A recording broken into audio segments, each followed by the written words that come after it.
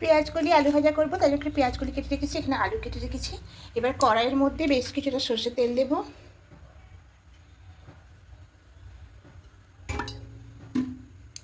তেলের মধ্যে ফোড়নে দেবো কালো জিরা,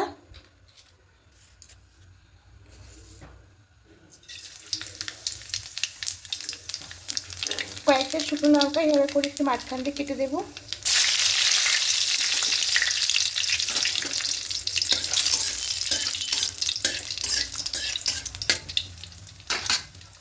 প্রথমে আলুগুলোকে দিয়ে দেবো।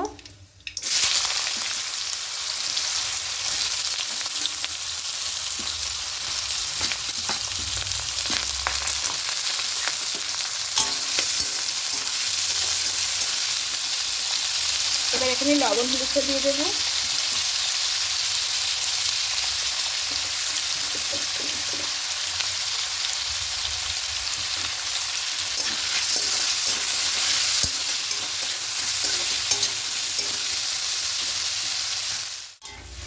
ঠিক যখন আলুটা এরকম ভাজা ভাজা হয়ে আসছে দেখে নেব, হ্যাঁ আলুটা সেদ্ধ হয়ে গেছে। এই সময় পেঁয়াজ কলিগুলো দিতে হবে।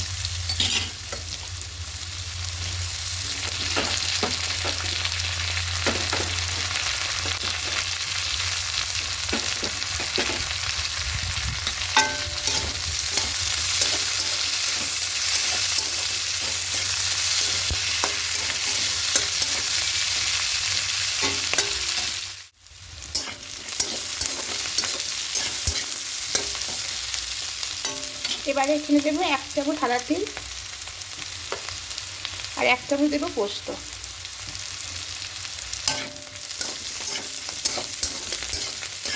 এবার এগুলো দিয়ে আরেকটু ভেজে নেব।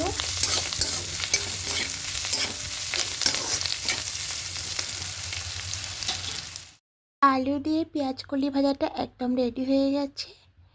গরম ভাতের সঙ্গে ডাল থাকলে দুর্দান্ত খেতে লাগে। যারা খেতেও পছন্দ করে না, এভাবে করে ভাজলে তারাও পছন্দ করবে। যদি আমার এই রেসিপিটি ভালো লেগে থাকে বন্ধুরা, অবশ্যই কমেন্টে জানাবেন, একটা লাইক করে দেবেন। আর যারা নতুন বন্ধুরা দেখছেন এখনও পর্যন্ত সাবস্ক্রাইব করেননি, তাদের কাছে অনুরোধ রইল সাবস্ক্রাইব করে পাশে থাকার জন্য। আমিও আপনাদের পাশে থাকবো। আবার কোনো রেসিপি নিয়ে চলে আসবো। আজকের মতো টাটা।